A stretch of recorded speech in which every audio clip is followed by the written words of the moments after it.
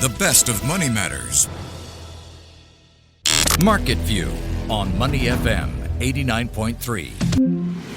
That's right. You're listening to Money FM 89.3, and it's now time for Market View, where we take a look at how the Singapore stock market closed for the day, the biggest movers, sectors, and companies to watch to help you better position your portfolios. I'm Alexandra Parada.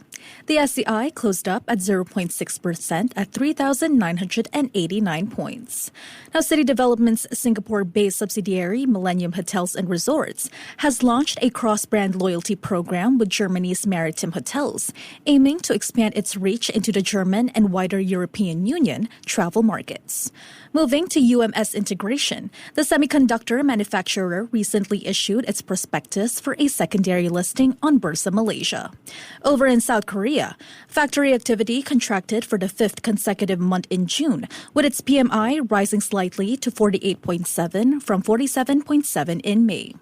In Japan, manufacturing activity finally returned to growth in June, with a PMI rising to 50.1 from 49.4 in May, the first expansion in 13 months. However, U.S. President Donald Trump has renewed threats to impose fresh tariffs on Japanese goods, citing issues like Japan's rice import policies, injecting uncertainty into trade talks, and heightened concerns for Japan's export-reliant sectors. Now, for more market moves and views, joining us today is Dan Chang, trading representative at PhillipCapital. Hi, Dan. Welcome back to the show and happy first of the month. Hi, Alex. Happy Tuesday. Thank you. So the SCI opened at 3,972 points today. What's your take on the movement so far? Were there any surprises or notable movers behind today's performance? Yes. Well, as rightly as we start the day, right, I think where it had gone to and where it ended, something that is really encouraging today. The STI didn't just start strong, it also stayed strong and ended strongly. It hit an intraday high of 4,001 points, which is just 4 points short of the all-time high of 4,005 points that we have seen on the 28th of March. And it eventually closed at 3,989 points, rounding off, I would say, quite an encouraging session. And among the standout gainers, right, were Hong Kong Land, Singtel, and Sembcorp. Of course, City Development and SD Engine also lending a hand. And the three banks, the heavyweights, also stay in the green, giving that, the SDI that extra lift. And what is driving this bullish mood is, I think, is the easing of this US-China trade tension, which seems to be calming market nerves. Plus, there's some growing chatter about a possible rate cut sometime in September. I mean, nothing is set in stone yet, but the market seems to be dancing to that very hopeful tune. Okay, so City Developments announced that its Singapore-based subsidiary, Millennium Hotels and Resorts, has launched a cross-brand loyalty program with Germany's maritime hotels. Now, CDL's chairman said this would expand their access to Germany and the larger EU travel market. Dan, how significant is this partnership for CDL's strategy in Europe? Could it meaningfully drive revenue growth or hotel occupancy in the near to medium term? I think, in my opinion, right, this partnership is strategically significant. I think it's a smart and asset-light move that will immediately, expand CityDeep's hospitality reach into Europe, especially Germany, which is one of the EU key business and tourism hubs. And I think with over more than 6 million loyalties members between both brands, right, this alliance actually opens the door to cross-market exposure without a very heavy capital outlay. But do you think investors will price this in quickly, or is this more of a long-term story that might not move the share price immediately? Well, I think from an investor's point of view, right, it is more of a medium to long-term play. I mean, it enhances brand visibility. We call it stickiness, the gas stickiness. But that may not translate into immediate revenue spikes or materially move the share price in the short term. I understand that the share price is up today. It's up about 5 cents. But I would like to attribute that more to the, the knee-jerk feel-good sentiment. But still, right, in the context of CityDeep high gearing and recent asset recycling move, I think this shows that, the company, the group, is trying to play a more linear, a more collaborative game in the global space. So investor may want to take note. Now, moving on to UMS Integration, the semiconductor manufacturer issued its prospectus for a secondary listing on Bursa Malaysia. Why do you think UMS chose now for a dual listing? Should investors see the Bursa listing as a positive move, or is it something they should be cautious about? Yes, this is something that I've been looking forward to. I think UMS, move to dual list on this Bursa Malaysia is a very strategic one. It's not really a fundraising one. The list via introduction, which means that they are not issuing new shares or raising fresh capital. Instead, they are aiming to broaden the investor access, particularly in Malaysia, where they already have significant operations and new high-tech facilities in Penang. And from an investor standpoint, right, I think this should be viewed positively because it enhances liquidity, it improves visibility among the Malaysian institutional funds, and may even unlock a valuation uplift if Bursa investors price the stock more generously. So, I would think that it's a very positive move. But that said, right, this will not be a near-term catalyst that will suddenly change the fundamentals of the company, because the fundamentals is still the same, but it actually reflects the management confidence and long-term planning and readiness to scale when the time is right. And I think in a capital-intensive industry like UMS, I think, they are positioned themselves quite smartly. Now let's shift to the region now. In South Korea, factory activity contracted for a fifth straight month. The PMI rose slightly to 48.7 in June from 47.7 in May, but it remains below the 50 mark that signals contraction. Now, manufacturing output and sales fell, although the declines were milder than in May, and even business sentiment about the year ahead improved to its strongest since May 2024.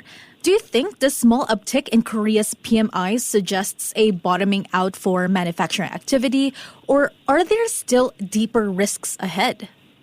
Well, I think South Korea's latest PMI reading does suggest that the manufacturing sector is sort of stabilizing, but I don't think they are out of the wood yet.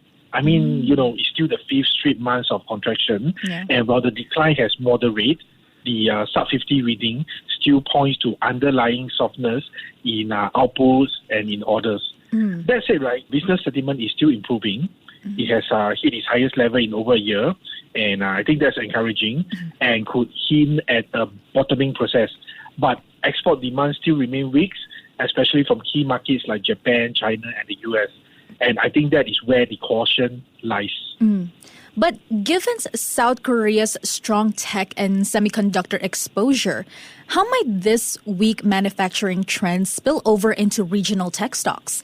And do you think investors should be cautious about investing in South Korean equities at this stage? Or could this be a buying opportunity? Yes, I think that is a space that investors may want to take a look at, because Korea did have an outsized role in the tech and semiconductor space.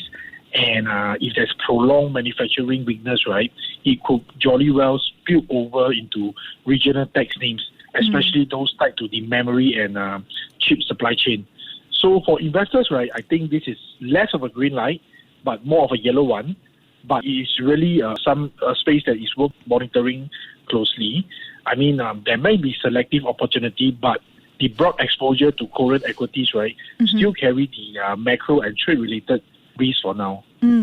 Meanwhile, Japan's manufacturing PMI rose to 50.1 in June, which was up from 49.4 in May, marking the first expansion in 13 months. But new orders shrank for the 25th straight month, with uncertainty over U.S. tariffs weighing on sentiment. Factory output rose partly to clear backlogs, and business optimism reached a 5-month high. How significant is Japan's return to a PMI above 50? Does this signal genuine recovery or just a temporary bounce driven by clearing backlogs? Well, it is certainly a welcome sign, marking the first expansion in over a year, but I would take it with cautious optimism. The uptick appears to be driven more by factories clearing backlogs than really by a surge in fresh demand. In fact, new orders, including exports, have now declined for the 25th straight month, and that's a clear sign that underlying demand is still weak. The improved business sentiment and hiring momentum are encouraging, but with U.S. tariff risk still hanging in the air, right, I think it's a bit premature to call this a full recovery. But given the ongoing slump in new export orders, how cautious should investors be when looking at Japanese manufacturing companies? Yes, given the prolonged slump in the new export orders, right, I think caution is still warranted when it comes to Japanese manufacturing stocks. As mentioned, we are now looking at the 25th consecutive month of export decline, and that is not a small signal. So it reflects a persistent weakness in the external demand, particularly, as I mentioned earlier, from key markets, US and China, and of course, the ongoing trade policy uncertainty. And for investors, right, I think, it is encouraging, but it's not yet convincing.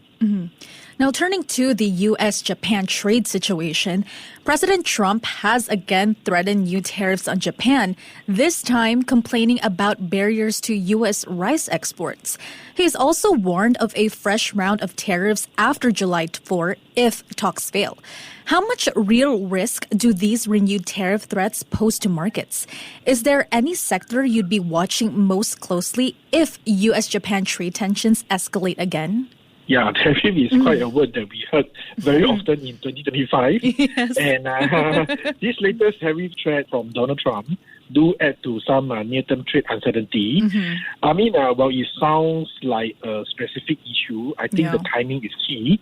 With the current tariff pause expiring after the 4th of July, so markets are watching very closely to see if broader levies are reinstated. And in terms of real risk, right, I think the impact depends on how far these threats escalate. I mean, if we stay rhetoric heavy, market may just shrug it off. But if tariffs do resume, especially on the auto and tech component, I think the consequences will be more pronounced because Japan is very big on, the autos and the tech component. So I will really keep a very close eye on this Japan's auto sector. And for now, I think it's a wait-and-see moment. But, it's surely something that the investor cannot afford to ignore, I would say. Yeah. And before we let you go, Dan, anything else you'll be looking at in the days ahead? Yes, there are a few things on my radar this week. Well, U.S. have a shortened trading session on Thursday and close on Friday for Independence Day.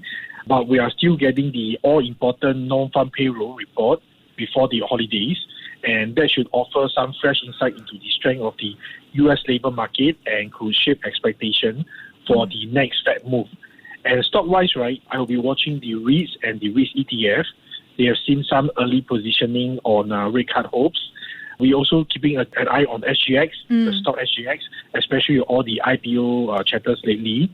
And so there are plenty to check, even though it's a holiday short-term week, I would say. Well, thank you so much for joining me today, Dan. Thank you, Alex. Thanks for having me. That was Dan Chang, trading representative at PhillipCapital. This has been Market View on Money FM 89.3. Before acting on the information on Money FM, please consider if it's suitable for your own investment objectives, financial situation, and risk tolerance. To listen to more great interviews, download our podcasts at audio.sg or download the audio app. That's AWEDIO, audio at the App Store and Google Play.